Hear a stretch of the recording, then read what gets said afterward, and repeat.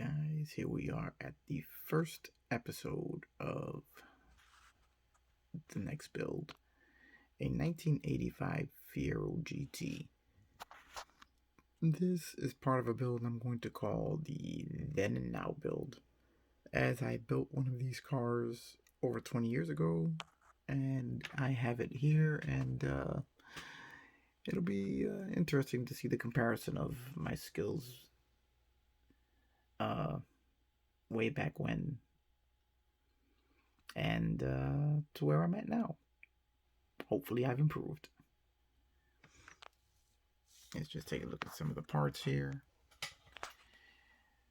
This is a kit from, let me see, let's take a look at the box. This is a very nicely detailed kit. Has good engines. A lot of what the details on the kit are spot on. The proportions of the body are correct.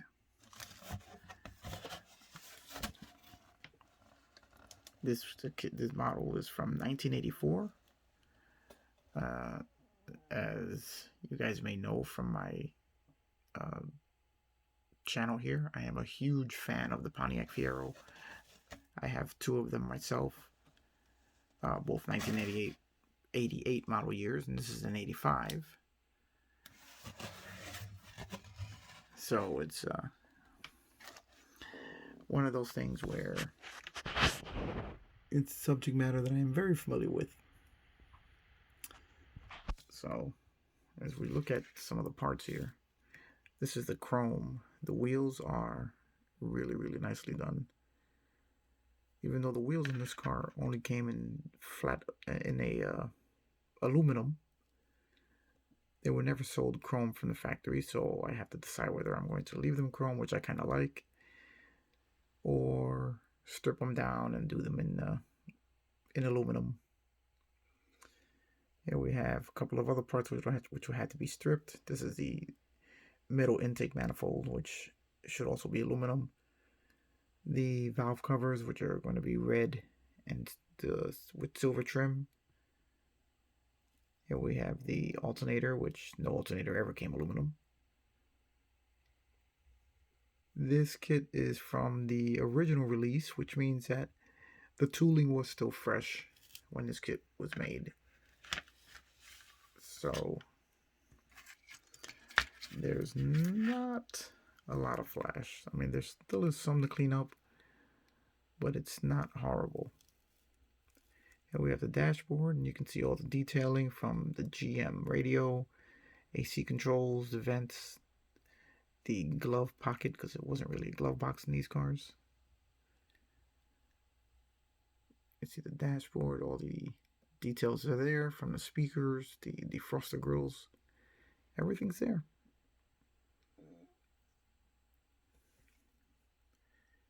Here we have a set of custom air intake scoops for the mid-mounted engine. I won't be using this as I'm building a stock version of the car. Here we have subframe, lower intake manifold. Not even sure what that is. Looks kind of like maybe the AC compressor. Not really sure. There's a distributor. There are mirrors, our shifter.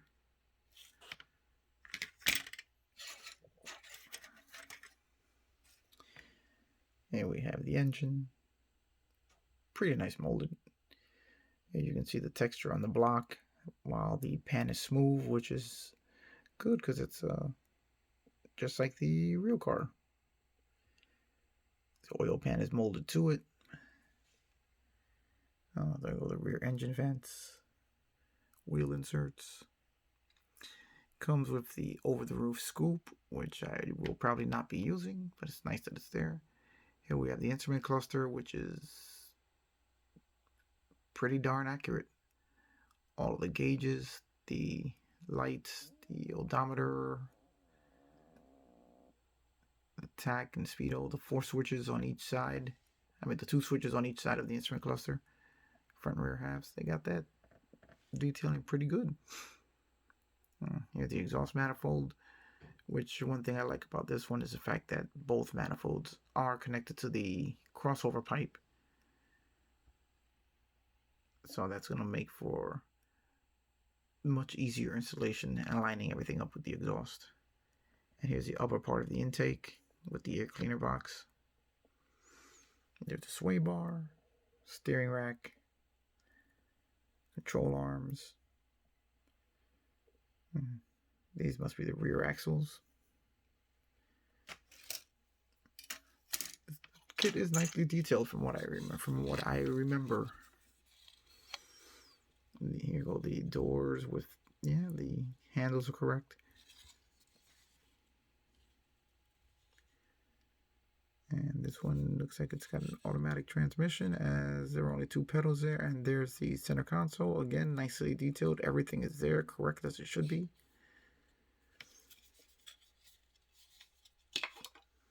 And let's take a look at the last tree here.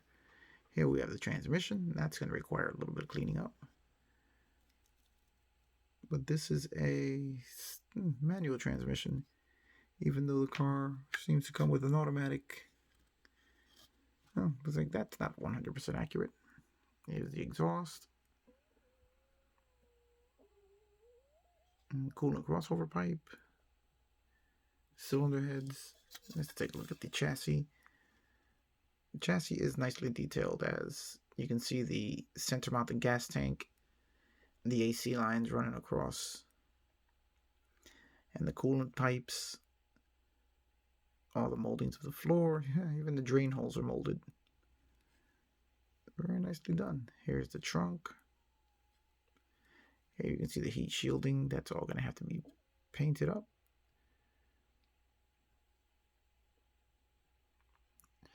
So unfortunately, it doesn't have a front or compartment, or frunk as they're called now. It does have a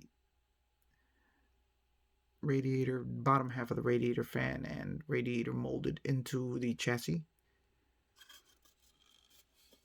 But you're not going to have anything, as if we look at the body here, the hood is molded closed, so there won't be anything to see under there. Now, I've already started working on the body, trying to correct a few things, as it had huge mouse-shaped, I want to say like dimples in the under the nose. The rear of the car here also had a very bad looking like dimple here in the rear. Best way that I can explain it, where I've applied some putty and so I'm smoothing it out. Still needs a little work to do. Now, the one thing this car got wrong was that it put an air intake scoop using the factory style air intake for the engine on both sides. The Fiero only came with an intake on the driver's side, never on the passenger side. So I've had to fill this one in, and I still have a little work to do on it. Smooth it out so that we have a straight panel here with no intake. Now, I've also cut open the front radiator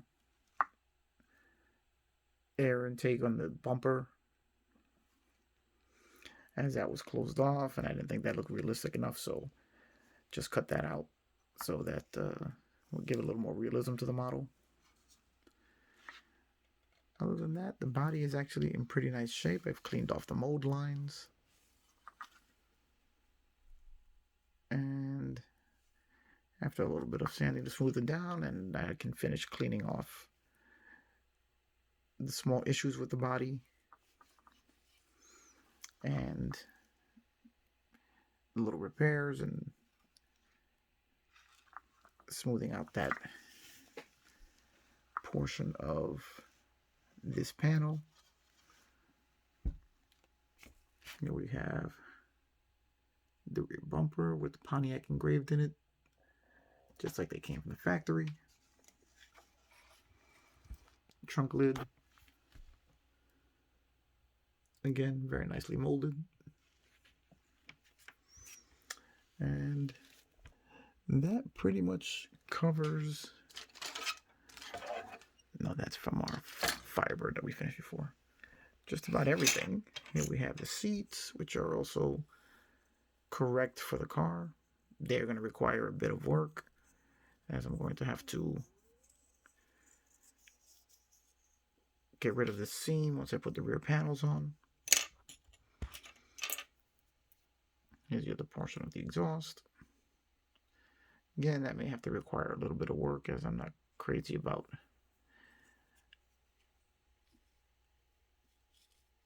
quite a bit of flash there, and I'm also not crazy about the way the exhaust sits, so I'll have to paint it up and see how it looks to see if I'll be happy with that.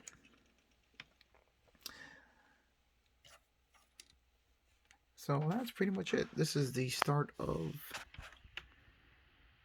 the latest project, and when I'm done, have a comparison to the one I built over 20 years ago, and we'll see how my skills have changed, and hopefully for the better. Alright guys, I will see you on the next one. This is going to be a fun one.